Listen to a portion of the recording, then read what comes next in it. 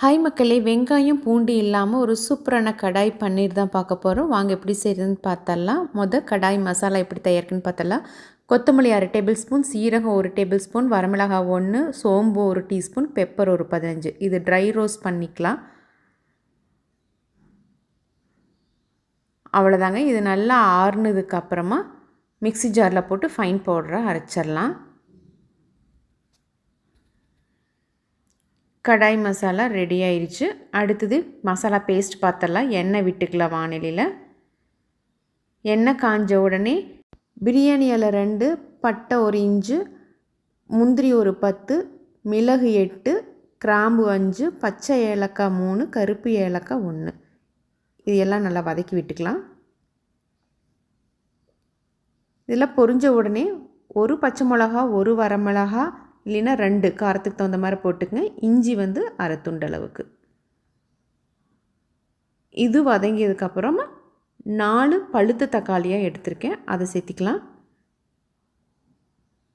இது நல்லா சாஃப்டாக வர வரைக்கும் வதக்கி விட்டுக்குங்க.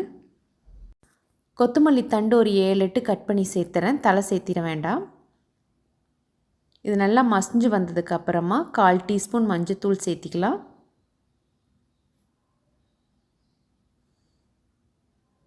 அவ்வளோதாங்க. இது நல்லா ஆறுனதுக்கு அப்புறமா மிக்ஸி ஜாரில் போட்டு பேனில் தேவையான அளவுக்கு தண்ணி விட்டு வாஷ் பண்ணி உள்ளே ஊற்றிக்கலாம்.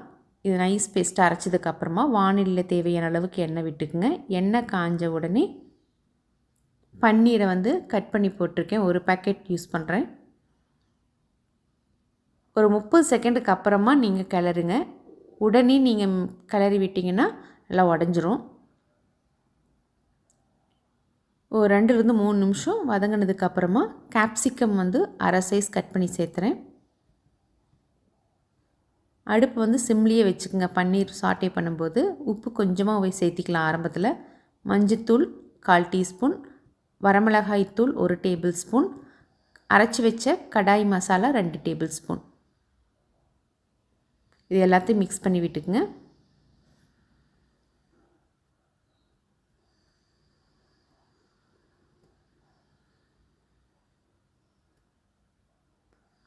ஒரு நிமிஷத்துக்கு அப்புறமா அரைச்சி வச்ச மசாலா பேஸ்ட்டை உள்ளே சேர்த்திக்கலாம்.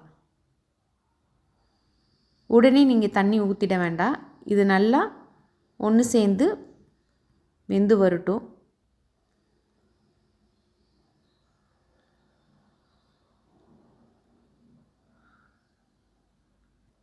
இனி மிக்ஸி ஜாருக்குள்ள தேவையான அளவுக்கு தண்ணி விட்டுக்கலாம். கிரேவி உங்களுக்கு எந்த அளவுக்கு வேணுமோ அந்த அளவுக்கு தண்ணி விட்டு சேர்த்திக்கலாம்.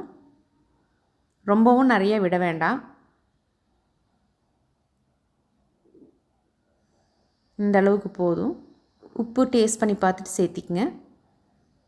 வெண்ணெய் இல்லைன்னா நெய் 1 டேபிள் ஸ்பூன் சேர்த்திக்கலாம்.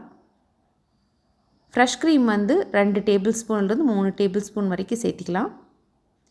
இதெல்லாம் நல்லா 2-3 நிமிஷம் வெந்து வரட்டும்.